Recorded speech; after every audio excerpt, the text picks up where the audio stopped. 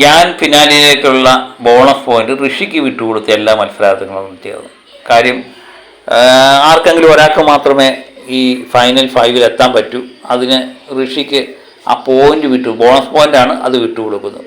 അഭിഷേക് ഋഷിയുടെ പേരാണ് പറഞ്ഞത്. ആദ്യമേ എല്ലാവരും അവരവർ ജയിക്കണമെന്നുള്ള ആഗ്രഹമായിരുന്നു. പക്ഷേ എല്ലാവരും ഒരുപോലെ നിന്ന് കഴിഞ്ഞപ്പോൾ ആർക്കെങ്കിലും ഒരാൾക്ക് ജയിക്കാൻ പറ്റൂ എന്ന് ബിഗ് ബോസ് പറഞ്ഞു കഴിഞ്ഞപ്പോൾ അഭിഷേക് ഋഷിയുടെ പേര് പറഞ്ഞു കഴിഞ്ഞപ്പോഴത്തേന് ആ ഇത് തീർന്നു. കാരണം ജാസ്മിൻ അർജുൻ്റെ പേര് പറഞ്ഞു, ജാസ്മിൻ്റെ പേര് പറഞ്ഞു. എന്നാലും അവരവർക്ക് ഓരോ പോയിന്റ് വെച്ച് കിട്ടുള്ളൂ, ഓരോ വ്യക്തികൾ മാത്രമേ സപ്പോർട്ട് ചെയ്തുള്ളൂ. അങ്ങനെ എല്ലാവരും കൂടെ ചേർന്ന് ഋഷിക്ക് ആ പോയിന്റ് വിട്ടുകൊടുക്കുകയാണ്.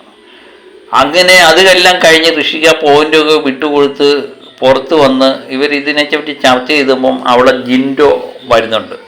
നമ്മൾ അർജുൻ്റെ അടുത്തും ജാസ്മിൻ്റെ അടുത്തും ജിൻഡോ വന്ന് ചില കാര്യം പറയുന്നുണ്ട്. നിങ്ങളുടെ ഗെയിം അപാരം തന്നെ, നിങ്ങൾ ചെയ്തത് വലിയ കാര്യമായി, ഋഷിക്ക് അത് ഒരുപക്ഷെ നെഗറ്റീവായിട്ട് പുറത്തു പോകും എന്നൊക്കെയാണ് പറയുന്നത്, നിങ്ങൾക്കത് പോസിറ്റീവായി മാറും എന്നൊക്കെ ജിൻഡോ പറയുമ്പോൾ സത്യം പറഞ്ഞാൽ അർജുനും നമ്മളെ ജാസ്മിനും ഞെട്ടി നിൽക്കുകയാണ്. ജാസ്മിനും പറയുന്നുണ്ട്, ഞങ്ങൾ അവിടെ ഒരു ഗെയിമും കളിച്ചില്ല, അവർ രണ്ടുപേരും ഒന്നിച്ച് നിന്ന് കഴിഞ്ഞപ്പം ഞങ്ങൾക്ക് അവിടെ ഒന്നും ചെയ്യാൻ പറ്റിയില്ല, ആ പേരിലാണ് ഞങ്ങൾ ഋഷിക്ക് പോയിന്റ് വിട്ടുകൊടുത്തത് എന്ന് പറയുന്നുണ്ട്. അപ്പം ജിൻഡു ചില കാര്യങ്ങൾ പറയുന്നു. സത്യം പറഞ്ഞാൽ ഞാനും ഞെട്ടിപ്പോയി, അങ്ങനൊരു ഗെയിം ഇതിനകത്തുണ്ട് എന്നുള്ളത് ജിൻഡോ പറഞ്ഞപ്പോഴാണ് നമ്മൾ ഓർക്കുന്നത് തന്നെ.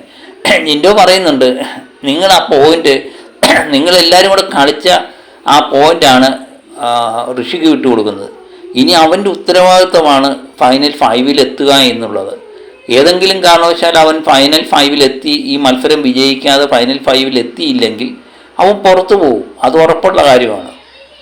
അതുകൊണ്ട് നിങ്ങളിപ്പം ഗോൾ അടിച്ചു കൊടുത്തിരിക്കുന്നത് ഋഷിക്ക് തന്നെയാണ്. ഋഷിയുടെ ഉത്തരവാദിത്വം കൂടിയിരിക്കുകയാണ്.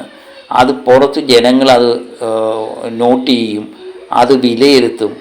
ഏതെങ്കിലും കാരണവശാൽ ഫൈനൽ 5-ൽ എത്തിയില്ലെങ്കിൽ അത് ഋഷിയുടെ മാത്രം പോരായ്മയായിട്ട് കാണുകയും ചെയ്യും എന്ന്, ഇത് നിങ്ങൾക്ക് പോസിറ്റീവായിട്ട് മാറുമെന്നൊക്കെ ജിൻഡോ പറയുമ്പോൾ അർജുനും ജാസ്മിനും പറയുന്നുണ്ട്, ഇതൊന്നും ഞങ്ങൾ ശ്രദ്ധിച്ചതേയില്ല, ഇങ്ങനൊരു ഗെയിം ഇതിനകത്ത് ഉള്ളിൽ ഒളിഞ്ഞു കിടപ്പുണ്ടെന്ന് ഞങ്ങൾ ശ്രദ്ധിച്ചില്ല, ജിൻഡപ്പൻ അതൊക്കെ ശ്രദ്ധിക്കുന്നുണ്ട് എന്ന് മനസ്സിലാക്കി കഴിഞ്ഞപ്പോൾ സത്യം പറഞ്ഞാൽ അവർ ഞെട്ടിപ്പോയി. അവർ വിചാരിച്ച ലെവലല്ല ജിൻഡോ ചിന്തിക്കുന്നതെന്ന് അവർക്ക് സത്യം പറഞ്ഞ ബോധ്യമായി. അവർക്ക് ഇരിപ്പ് കാണുമായിരുന്നു, ഞങ്ങളവിടെ ഗെയിം കളിച്ചില്ല എന്ന് അവർ ആണയിട്ട് പറയുന്നുണ്ട്.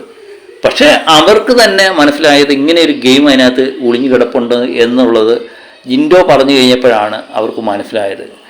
അതിനെയൊക്കെ മണ്ടനെന്ന് മുദ്ര ചാർത്തിയ ജിൻഡോ അവർക്ക് മുകളിലാണെന്ന് സത്യം പറഞ്ഞ അർജുനും ജാസ്മിനും മനസ്സിലായി.